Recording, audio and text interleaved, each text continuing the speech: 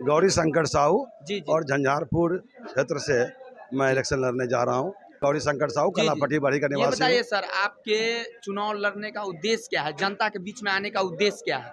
जनता के बीच में आने का यहाँ से अब तक कुछ विकास नहीं हुआ। जी आज जी तक केवल रोड जी और कुछ स्कूलें जी जी और बिजली जी ये दिख रहा है विकास के नाम पे जी 75 साल में। बाकी यहाँ बहुत समस्या है, स्वास्थ्य नहीं है, शिक्षा के नाम पे कुछ नहीं है, रोजगार बेरोजगारी इतनी बढ़ी जा रही है, इंडस्ट्री नाम का कुछ नहीं है, यहाँ किसानों के लिए कुछ भी नहीं सुविधा किया जा रहा है। सर, आपसे क्या उम्मीद करेंगे जनता?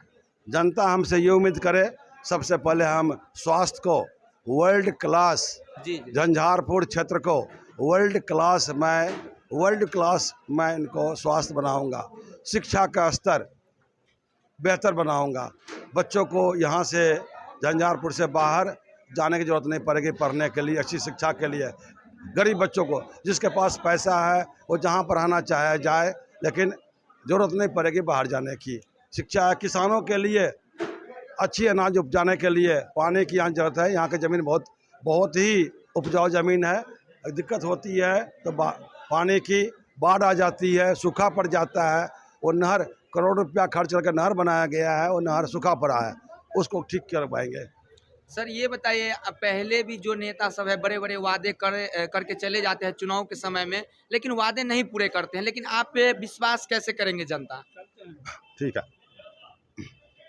देखिए वो तो शकल भी हमारा शकल से पता चलता है जी जी जी कि एक आदमी रिटायरमेंट के बाद, समझ लीजिए अगर मैं नौकरी कर रहा होता तो मेरी रिटायरमेंट हो गई। जी जी ये जो नेता आ रहे हैं यहाँ पे इंडिया में, नेता जो है, पॉलिटिक्स जो है, आज के दिन में मैं दावे के साथ कह सकता हूँ ये एक फैक्ट्री खुल गई है। जो इंडियन पॉलिटिक्स है वो व्यवसाय नहीं, वो पॉलिटिक्स नहीं है, सेवा नहीं है, सेवा तो है ही नहीं। और ये इनकम करने के लिए एक फैक्ट्री है। हम फैक्ट्री लगा करके इनकम करके तब हम आए हैं, तो हम पर विश्वास नहीं करेगी जनता तो फिर वही वादे करने वाले। अगर हमको वादा करना होता, हम जीतने के बाद क्या हमको पैसे कमाना है, हम उसलिए आए हैं। पैसे तो मैं पहले कमा चुका हूँ। बस आप जनता का प्यार चाहते हैं? प्यार नहीं चाहते हम जनता कुछ नहीं चाहते हैं जी। जनता को हम चाहते हैं कि हम उनकी भलाई करने आए हैं।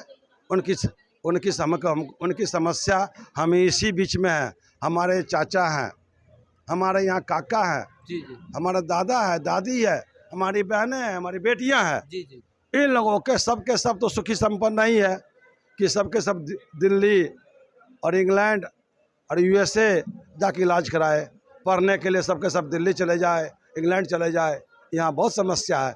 एक कमाने वाला होता है, उनके घर में 4 खाने वाला होता है, तो इनकी कैसे वो बाहर भेजेगा, अपनी इलाज कैसे कर पाएगा? सोचिए, एक आदमी जो 50,000 तनख्वाह लेता है, अगर उसके घर में कोई किसी को कार्डियक, कैंसर छोड़िए, कैंसर में तो अच्छे बिक जाते हैं, बड़े बड़े सेठ बिक जाते हैं, लेकिन जो अगर कार्डियक का भी किसी को प्रॉब्लम हो जाए, खासकर कमाने वाला अगर 55 की उम्र में आता है, जब उनके बच्चे को अच्छी शिक्षा के लिए, ऊंची शिक्षा के लिए बाहर भेजना पड़ता है, अगर उनको कार्डियक प्रॉब्लम आ जाए तो क्या होगा?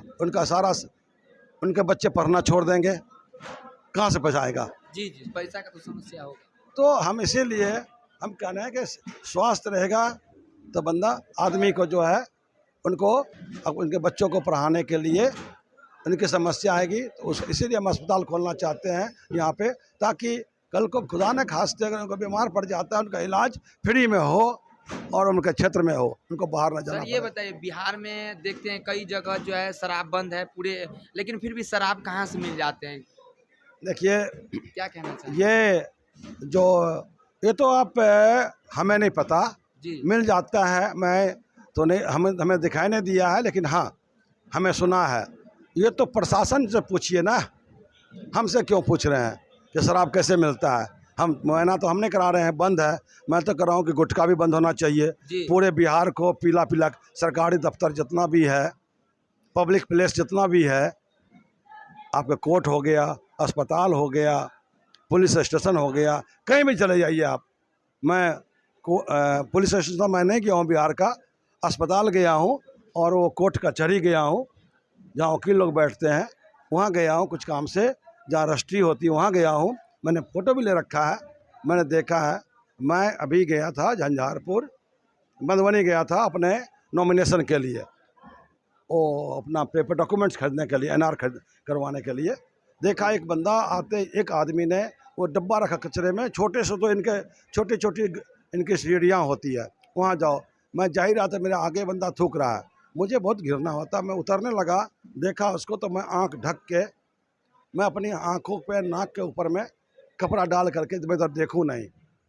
आपको कितना गंदा लगता है आपके सामने कोई थूकता है तो। यहाँ के लोगों में भी सेंस नहीं है, पब्लिक को भी कहूँगा, मैं देखा है जहाँ बैठे हैं बगल में थूक देता है। तो ये संस्कार तो होनी चाहिए पब्लिक में भी, इतनी होनी चाहिए, जहाँ बैठे हैं वहीं थूक मत फेंको। तो हमारे समझ से तंबाकू खाना भी बंद करना चाहिए, गुटखा। तंबाकू और गुटखा से कैंसर होता है।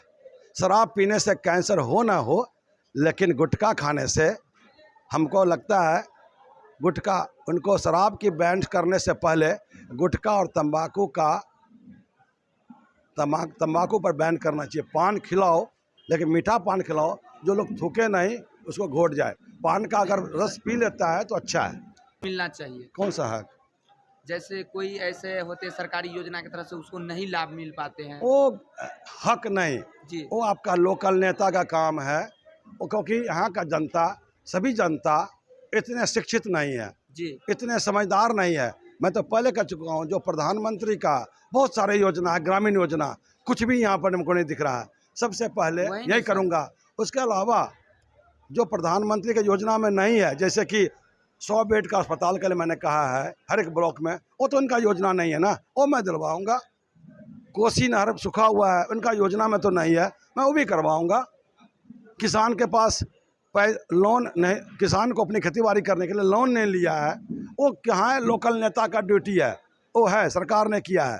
MSME लोन के बारे में सरकार ने दिया है, कहा है, लेकिन उसने आपके नेता को पता ही नहीं है। उनको तो वोट से मतलब है और जाके कमीशन खाने से मतलब है।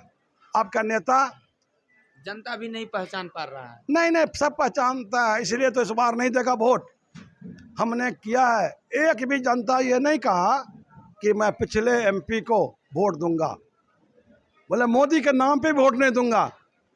मोदी का यहाँ पे अगर नाम पर उस जो पिछले MP थे उसके जगह पे मैं दावे के साथ कह रहा हूँ, अगर ये टेबल कुर्सी को भी खड़ा कर दे तो मोदी के नाम पे वो जीत जाएगा, टेबल कुर्सी जीत जाएगा।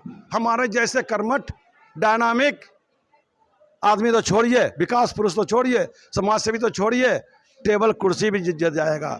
समझ गए बात को? चलिए सर, बहुत बहुत धन्यवाद, आपने जो हमारे चैनल पे कुछ शब्द रखे हैं। चलिए ठीक है, बंद करिए।